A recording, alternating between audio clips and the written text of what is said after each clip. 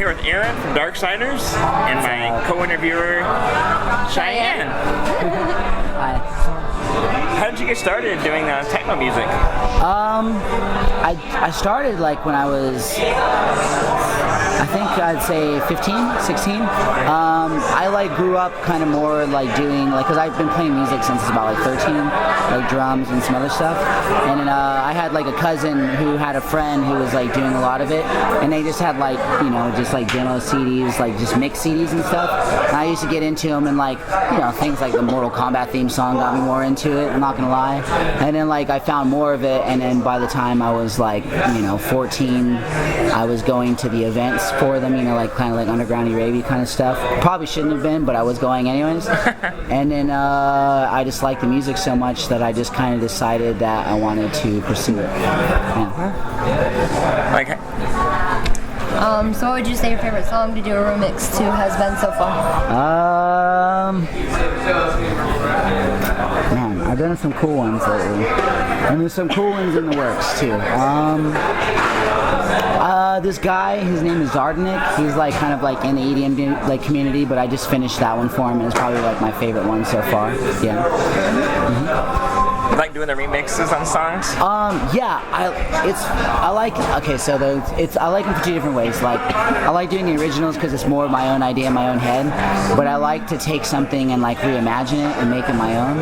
So like, what I like doing most is remixing like from like the rock genre, like that's what's kind of got me more on these kind of tours, is because I was doing remixes for people like Comedy Christ, Davey Suicide, William Control, and then I like the Davey Suicide one. That's cool. Thank you. Yeah, and then you know, there's some for these people like they're about to come on now from the tour, and I'm working on a bunch more for other people as well. So I like, because that's kind of like where my roots come from, you know, and that's kind of how I like to play. So I like to take both worlds and kind of like mash them up into one. So when it comes to remixes, I really like doing remixes more from like the rock and roll metal genre. Okay, so last time you and I talked, you were on tour with William Control, and then you just mentioned him. Do you see the two of you guys working together more in the future? I mean, yeah, but we're both pretty busy people. It could happen, you know. But yeah, no, it's like I know he's really busy doing all the Aiden stuff right now, so it's possibilities. Yeah. Have you done a lot of the techno fest that goes around Detroit and stuff? Never the ones around Detroit, but I really want to do. I know there's one that's kind of like in downtown. I always forget what it's called. Do you remember saying? I know it's a big one though. It's like it's one. Yeah, Techno Fest. Yeah, Techno Fest.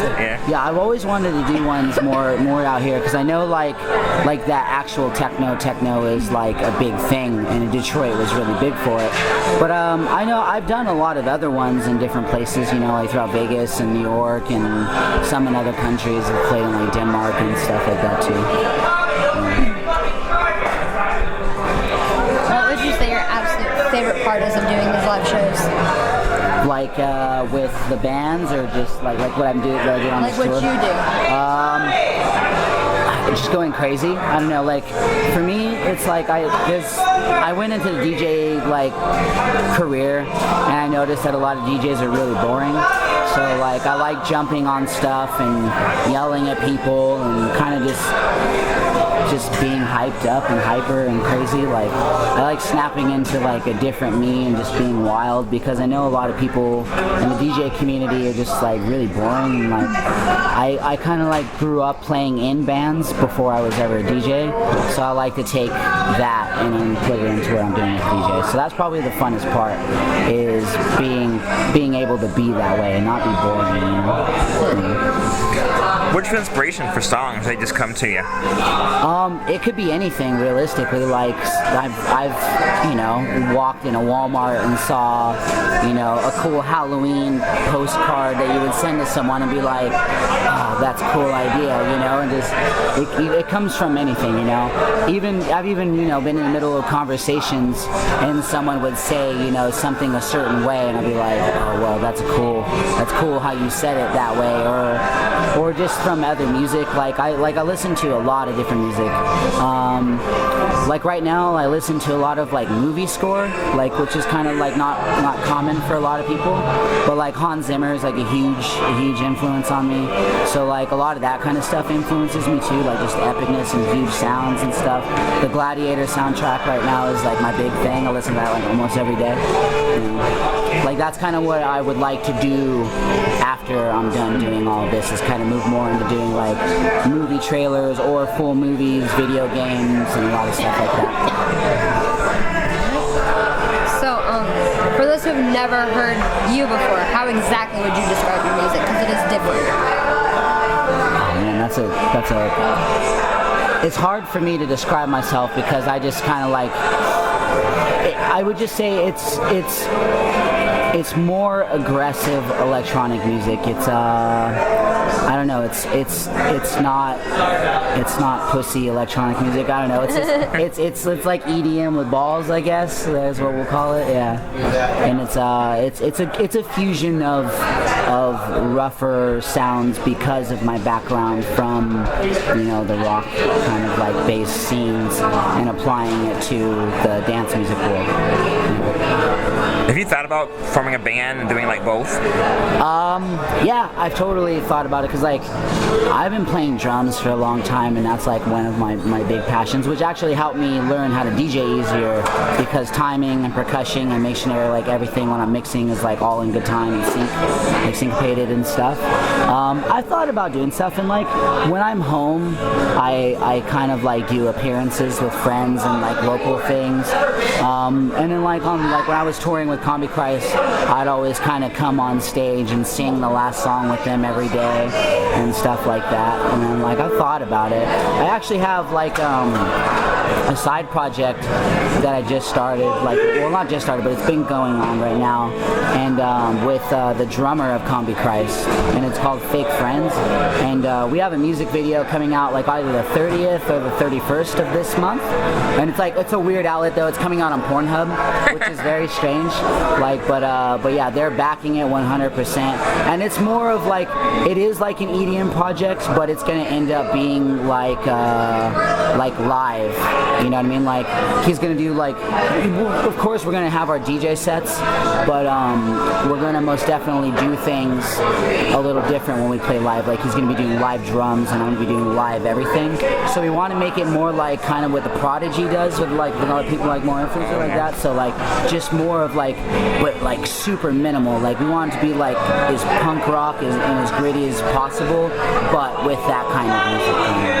And we have some really cool people that are interested in like doing like tracks and vocals. So when it becomes a live thing, a lot of cool people will come and feature on songs and stuff like that too. Like an all-star kind of thing. Yes, exactly. Mm-hmm. So your SoundCloud right now shows the last song that you posted being the song Override. Yeah. On there. What made you do that particular song? Well, that's actually the remix for the guy that's my favorite that I've ever done, is Zardnik. But he's just a cool guy. He's kind of into the same things that I'm into. He's like an EDM artist guy from, I think he's from somewhere in South America, and he just moved here. And he's really known for taking like metal stuff and doing stuff like that too. But he's more of like drum and bass, which is a different particular kind of style of dance music. And I befriended him at some show we did, and we just got really cool, and he asked me to do it, and I heard the song, and it had heavy guitars and stuff, and I was like, it was more metal than it was anything, and I was like, I can be really into this. So that was the biggest part of like making me really want to do it. Plus he's like a good friend, but the song that he put together that was like, hey, I want you to do this song, and I was like, the vocals are perfect, the guitars are perfect, I already have the image in my head, and it just kind of came out. It was super easy, but I actually enjoyed doing it, you know what I mean? So that was the best part about it. How do you feel about social media? I I mean, it gets you where you need to go, I guess. Social media is, I like it, you know, and it's fun. I like being able to interact with people, which is cool. And then, like, you don't get to do that all the time, but at the same time, social media is kind of screwing things up, I guess, a little bit sometimes. Like, I'm not a real big fan of the way Facebook does things, because, like, I have around like 100,000 likes on Facebook or something, and if I want every fan I have to see something, I have to pay close to like $200 a post, you know. So it's like, so there's certain, I like it, and it's a great tool to get people involved, but at the same time, I feel like some people are too wrapped up into the monetization of social media to get bands somewhere, you know what I mean, or artists somewhere.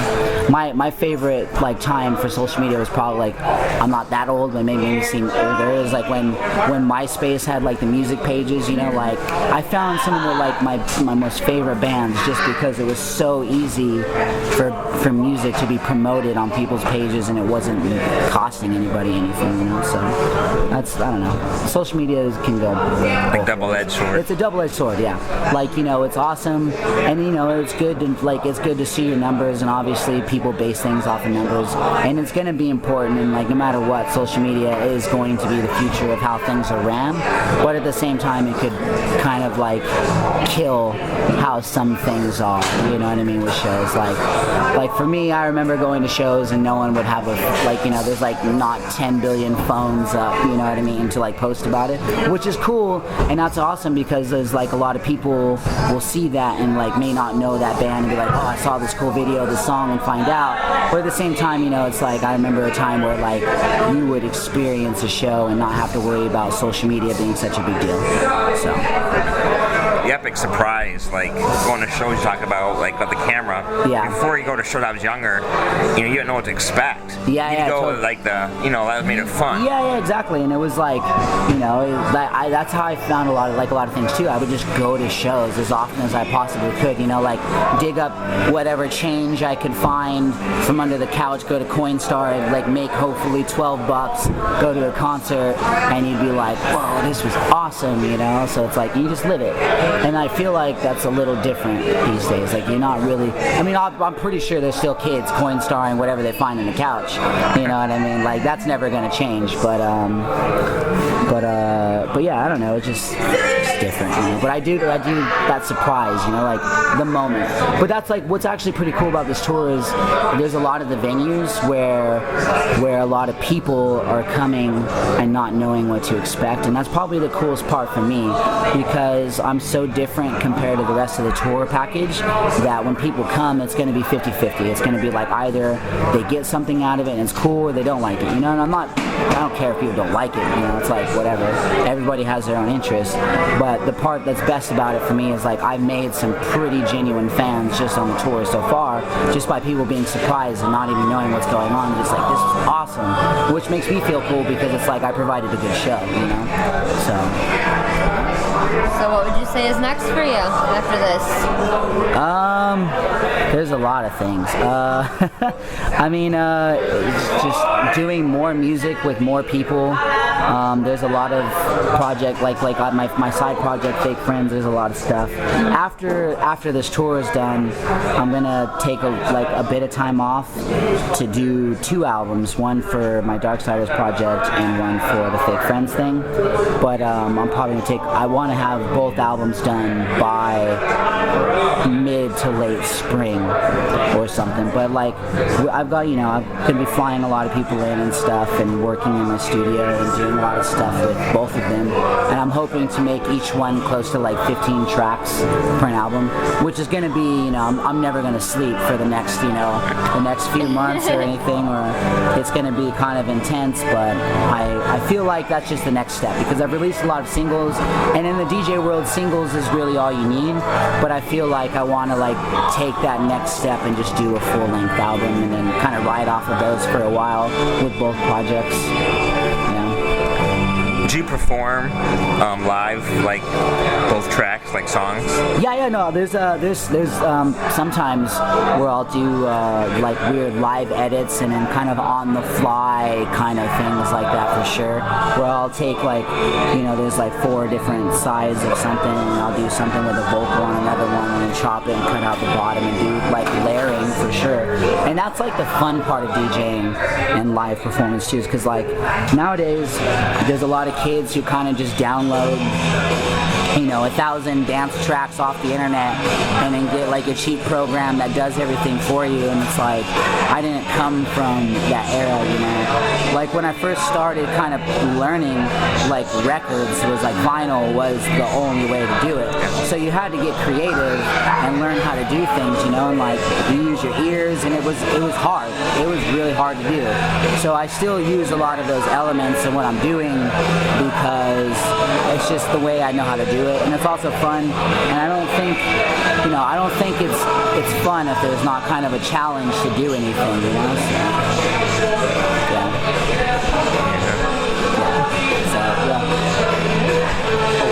Any more questions? Yeah. Do you have any advice for future artists? Don't think things are going to be as easy as you think they are, which is another downfall, I think, of social media. Is a lot of kids think that, they can just get some followers and be somebody. That's like, you have to work hard, you know what I mean? Like, you have to like hone your craft, per se. Like, don't take shortcuts. If you're going to be an artist, like, put in time to make sure what your product is or what you have is actually something worth presenting to people, because like the quality control is kind of insane these days. There's a lot of, you got to dig through a lot of random things to find something golden, you know what I mean? Like, and just take like drums going on. Yeah, take the time to learn how to do something like fully, you know what I mean? Like really put the man hours in, because things are gonna go wrong. Like even tonight, there would like something happen where I, like my shoe kind of slipped and I rolled my ankle jumping off of something, and I came down and I hit a button that stuttered it, but because I know what I'm doing, I just made it sound like a build, but I really fucked up. In my mind I was like, oh shit, I just fucked up. But I was like, okay, I know how this thing works so well that I just did more with it and then went on something else and nobody even noticed. But like in my mind, I fucked up big time tonight. But that's because I know I know my craft. Like you have to know how to do things on the spot. Because if you don't know how to do that, you're just gonna sit there and you're gonna be confused and your whole show's gonna be ruined. So just put in the time to really learn what you're trying to do. Be humble. Always expect something to go wrong, because everything, like Murphy's Law, anything can happen to you legitimately, like straight up. Like Murphy's Law in the world of touring is number one, like straight up. Always be prepared. Also, really appreciate your fans. For me, it's like I always go into the crowd every night, no matter the size show, because I've played some big shows, like some huge festivals, and stuff, and like I always go into the crowd with stickers and meet people and everything, because without the fans and the people that are there to see you, you wouldn't be there to play or perform, like straight up. So always respect everybody and know that you've come from somewhere, like always be humble. And just respect your fans, because they're the people who keep you alive, really. So. Because I heard Ronnie James Dio say that about Richie Blackmore. Everything he learned what not to do with the fans, he learned from Richie Blackmore. Yeah. Oh, and trust me, there's a lot of people in the DJ industry that I'm just like, what are you doing? Like, are you kidding me? Why are you so jaded? Why are you so like unappreciative? You know what I mean? I hate that. I really do. I always try to do whatever I can and like go out and just meet people. It's like, it's really not that hard to appreciate the people that are like helping you succeed. So that's probably some advice I can give to some up and coming, just musicians in general that are looking to go somewhere. But thank you for taking the time. No, thank you guys. It was a lot of fun. Yeah, hope to see you again. Yeah, most definitely. All right, thank you. It was good seeing you again as well.